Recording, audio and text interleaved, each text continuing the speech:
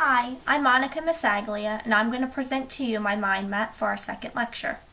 I'm going to show you it a little bit closer up so you're able to see the different parts of my mind map. In the center, I have my main idea for my mind map, and this is the main thing that I took away from the lecture, and it's about the reading wars between the 20th and the 21st century in the United States. I divided my paper up into 3 different areas.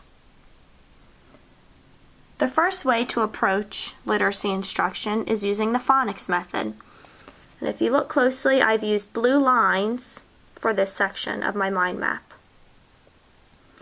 Another approach to literacy instruction is the whole language theory. And as you can see here, I've used yellow lines for this area of my mind map.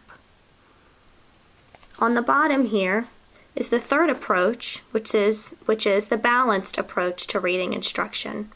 And I used green lines here for this section of the mind map because it's a combination of both the phonics instruction and the whole language theory instruction of literacy.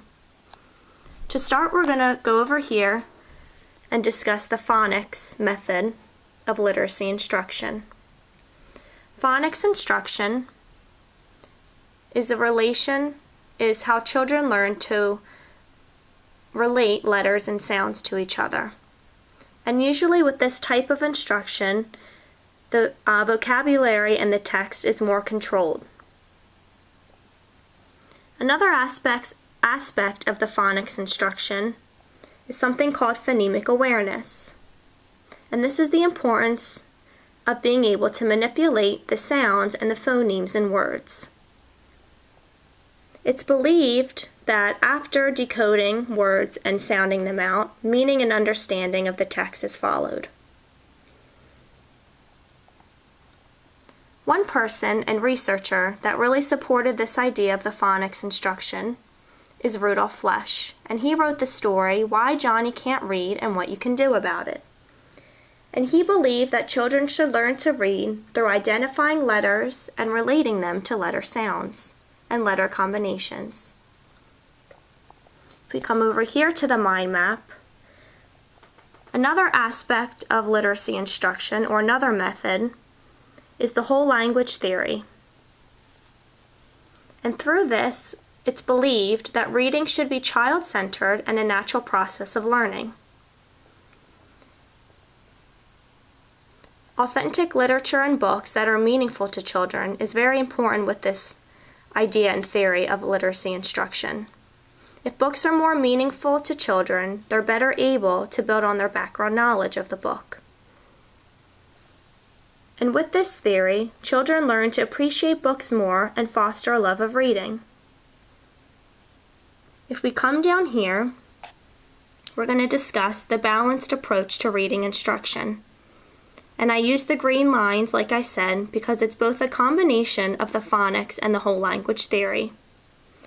And more so in the 21st century, in the 1990s, the reading wars were coming to an end, and people believed that it's not either or that's better, it's more of a combination that's the best practice for literacy instruction.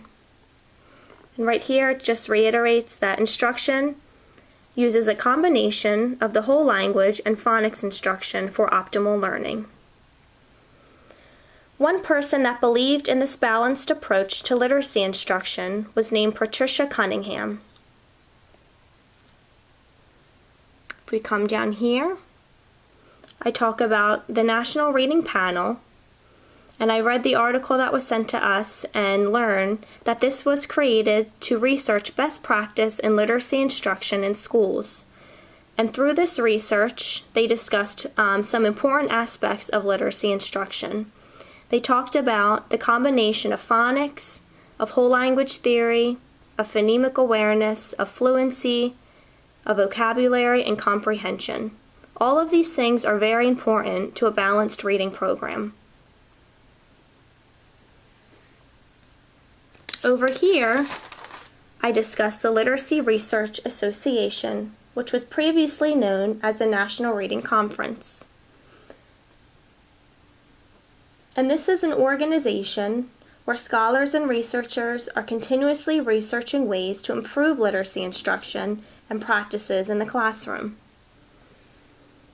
And continuous research is done to better literacy practices in multicultural learning environments.